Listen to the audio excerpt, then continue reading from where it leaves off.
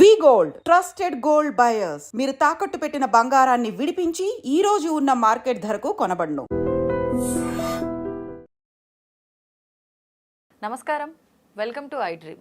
ధర్మ మార్గం విత్ విజిత కార్యక్రమానికి స్వాగతం.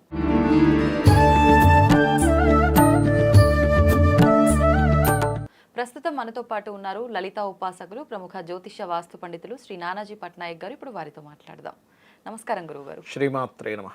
సంకష్టహర చతుర్థి ఏ రకంగా జరుపుకోవాలి? మామూలుగా సంకష్టహర చతుర్థి అనగానే కొంతమంది ఏ రోజుకి ఆ రోజు అంటే వాళ్ళకు చేయాలి అనిపిస్తే చేసుకోవడము, తర్వాత నార్మల్గా ఉండడము. కొంతమంది ప్రతి నెల వచ్చేది ఆచరించి కొన్ని నెలలు అని సంకల్పం చేసుకొని వ్రతంలాగా ఆచరించే వాళ్ళు ఉంటారు. నిజంగా అసలు ఎలా చేసుకోవాలి సంకష్టహర చతుర్థి విధానాన్ని? తప్పకుండా అమ్మ. ఫస్ట్ ఆఫ్ ఆల్ ఏంటంటే సంకష్టములను హరించేవాడు, కష్టము హరించేవాడు. అవునండి. మొట్టమొదటిగా ఏంటంటే గణపతిని ఆరాధిస్తే కలిగేటువంటిది ఏమిటంటే ఆనందము, నవ్వునిచ్చే దేవత అట. మనకి ఆనందం కలిగించే దేవత. అందుకే ఎందుకు అంటే ఆయన నవ్వు నుంచి పుట్టినవాడు. కామేశ్వర ముఖాలోక కల్పిత శ్రీ గణేశ్వర, అమ్మవారు అయ్యవారి ముఖంలోంచి వాళ్ళిద్దరు నవ్వు నుంచి పుట్టినవాడు ఆయన. అందుకని మనకు నవ్వునే ఇస్తాడు. దేని నుంచి పుడితే అదే ఇస్తుంది కదా. ఓకే, అది వేరు. అది ఇప్పుడు అంతకంటే ముందు కూడా గణపతి ఉన్నాడు. చాలా మందికి సందేహం కూడా కలుగుతుంది ఏంటంటే ఈ పిండి చేసినటువంటి గణపతి ఏదైతే ఉందో అది శివుడికి తెలియదా, శివుడికి తెలియకుండా అట్లా ఎట్లా శిరస్సుని ఖండించారు అని అనిపిస్తుంటుంది కదా. కానీ యాక్చువల్లీ దానికి చాలా పెద్ద స్టోరీ ఉంది చెప్పాలంటే. అదేంటి ఆ మాత్రం శివుడికి తెలియదా అనిపిస్తుంది ఎవరికైనా కూడా. అంతే కదా, మొత్తం సృష్టికి మూలమే ఆయన అయినప్పుడు ప్రతిదీ ఆయనకు తెలియాల్సిందే కదా. శివుడు ఆజ్ఞ లేనిదే చీమైన గుట్టదు అంటారు. ఆయన ఆజ్ఞ లేనిదే ఈయన ఎలా సృష్టించింది? నిజంగా ఇలాంటి డౌటే వస్తుంది ప్రతి ఒక్కరికి వస్తూ ఉంటుంది. దానికి పెద్ద స్టోరీ ఉంది చెప్పాలంటే. మనం మరొక వీడియోలో మాట్లాడుకుందాం, చెప్పుకుందాం. అయితే ఫస్ట్ ఆఫ్ ఆల్ ఏంటంటే ఈ సంకష్టహర చతుర్థి నాడు ఒక్కొక్కరు ఒక్కొక్క దాంట్లో ఇరుక్కుపోయి ఉంటారు కామన్గా. అంటే ఉదాహరణకి ఇబ్బందుల్లో అంటే ఉదాహరణ చెప్తాను, 1 by 1 అసలు ఏం చేసుకోవాలో చెప్తాను. ఎవరికైనా గనక ఫైనాన్షియల్గా బాగా స్ట్రెస్ ఉందనుకోండి, అలాంటి వాళ్ళు చేయవలసింది ఏంటంటే సహజంగానే అందరూ చేయవలసింది గరికతో స్వామివారికి పూజ చేసి పాయసము నైవేద్యంగా పెట్టాలి స్వామివారికి. ఫైనాన్షియల్గా బియ్యం పాయసం లేదా సగ్గుజావ పాయసము లేకపోతే మనకి సేమియా పాయసం నైవేద్యమైనా పెట్టచ్చు. పెట్టి లక్ష్మీ గణపతి అష్టోత్తరాలు కనుక చదివినట్లయితే ఆ రోజు ఖచ్చితంగా వాళ్ళకి అంతకుముందుకి అప్పటికి తేడా ఖచ్చితంగా వాళ్ళకి తెలుస్తూ ఉంటుంది ఫ్యూచర్లో. అది అలా కాకుండా మరికొంతమందికి ఈ విద్యా సంబంధంగా ఇబ్బంది ఉంటుంది. ఆ రోజు గణపతి యొక్క ఆరాధన చేసి విష్ణు సహస్రనామాలు చదువుకోవాలి. గణపతిని సంకష్టహర చతుర్థి నాడు మీరు తులసి దళంతో పూజ చేయొచ్చు, తప్పే ఉండదు. లేదా కొన్ని పత్రులు మనకి గణపతి మనకి విఘ్నేశ్వరుడి యొక్క మన వినాయక చవితి రోజు ఎలా అయితే రకరకాల పత్రులతో పూజ చేస్తాం, ఆ రకంగా పత్రులతో పూజ చేసినా కూడా వ్యాపార అభివృద్ధి మరియు విద్యా సంబంధంగా ఏదైనా ఆటంకాలు ఉన్నట్లయితే ఆ ఆటంకాలు తొలగిపోవడం జరుగుతుంది అనేటువంటిది శాస్త్రవచనం. కానీ గణపతికి తులసికి సంబంధించి ఏదో శాపం నార్మల్ టైంలో చేయకూడదు కానీ ఆ రోజు చేయొచ్చు అంటారు. మామూలు రోజు వాడకూడదు, కానీ కొన్నిట్లో ఏంటంటే ఆ పర్టికులర్ డే రోజు వాడచ్చు అని చెప్తుంది శాస్త్రం. అదొకటి. అలాగే ఎవరికైనా సరే బాగా అసలు ఇంకా కొంతమంది చూడండి అన్నీ కోల్పోయి అసలు ఒక రకమైన బాధలోకి వెళ్ళిపోతారు. అలాంటి వాళ్ళు లంబోదర గణపతిని ఎక్కువగా ధ్యానించాలని చెప్తుంటారు. ఓం లంబోదర గణపతి నమః. తెలియకుండానే వాళ్ళ మైండ్లో నుంచి ఫస్ట్ ఏదైతే ఆ బాధాకరమైనటువంటిది ఉందో అది తొలగిపోవడం జరుగుతుంది.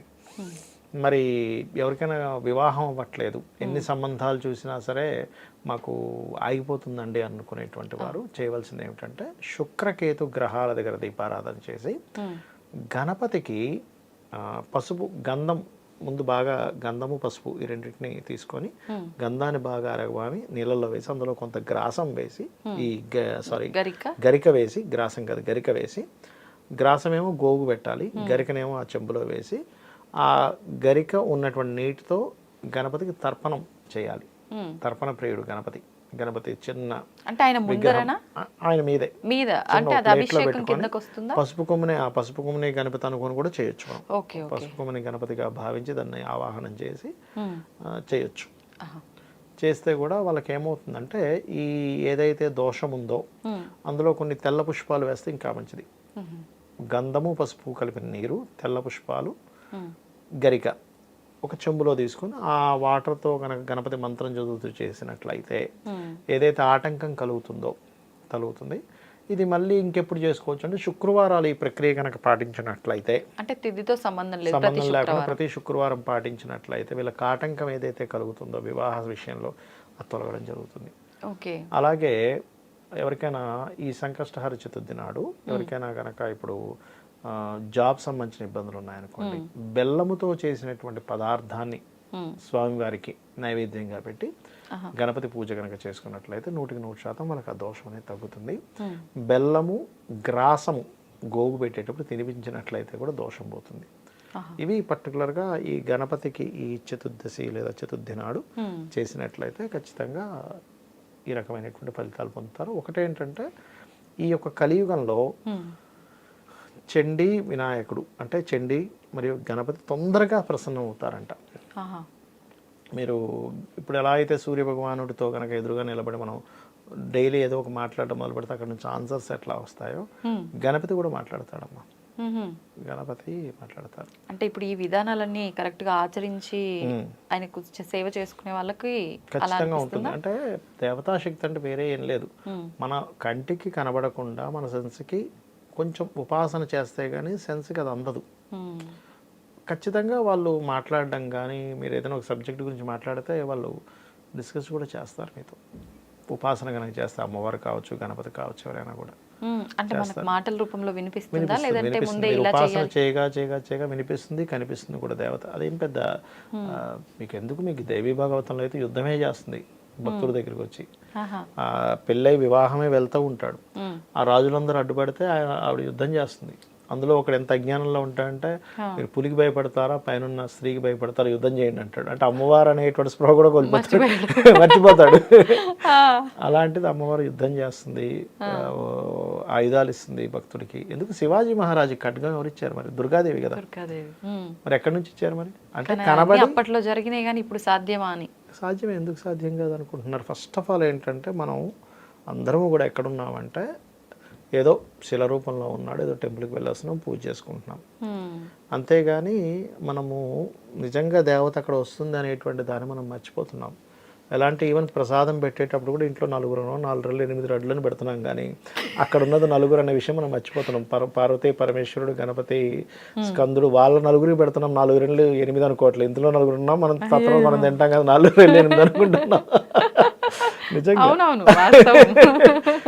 వాళ్ళకి పెడుతున్నాము, వాళ్ళకి పెట్టిన తర్వాత దాన్ని ప్రసాదంగా తీసుకోవాలనేది మనం మర్చిపోతున్నాం. అక్కడ ఏమవుతుంది, నువ్వు ఎప్పుడైతే మన ఇంట్లో 4 ఉన్నాం 4 2 8 అని పెడితే ఆయన అసలు తీసుకోడు, మీకోసం పెట్టుకున్నారనమాట అనుకుంటా. అంటే ఆయనకే పెడుతున్నాం కానీ మళ్ళీ ఆయనకు నివేదన చేసిన తర్వాత మనిషికి 1 2 రావాలని అంచనా వేయడంలో తప్పే.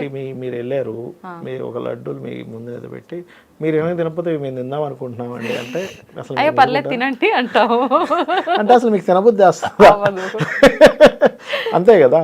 అట్లాగే దేవతకి ప్రేమతో ఇస్తున్నాం. ఓకే, దేవతకి ప్రేమతో ఇచ్చి